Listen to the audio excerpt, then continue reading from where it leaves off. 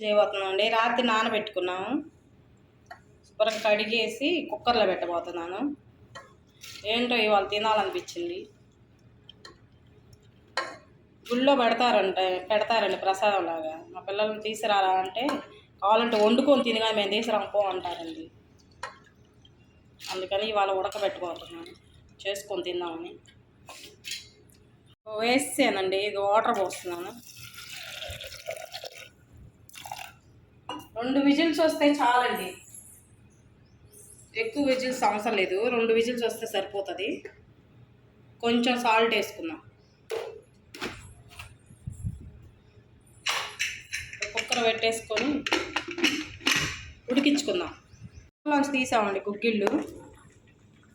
మాకు కొంచెం ఎక్కువ ఉడికినట్టున్నాయి, విజిల్ ఎక్కువ వచ్చినట్టుంది. తాలింపు పెట్టుకుందాం.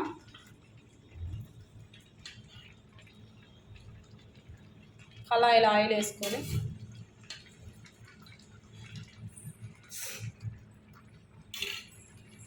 పోపు దినుసులు వేసి ఎండుమిర్చి, కరివేపాకు,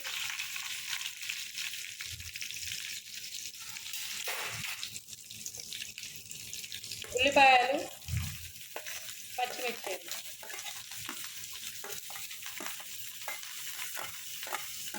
తింటానికి బాగుంటుంది కదా, కొంచెం ఘాటు కానీ.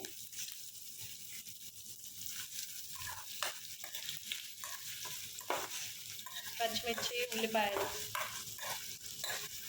ఒక నిమిషం వేగిద్దాం. వేగేసింది. మరీ ఎక్కువ వేగితే కూడా బాగోదు, లైట్గా వేగితే చాలా పచ్చి వాసన పోయేంతగా. కొంచెం కొత్తిమీర వేద్దాం,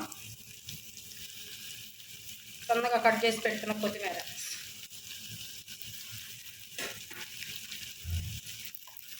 జస్ట్ అలా వేసేసి గుగ్గిళ్ళు వేసాను.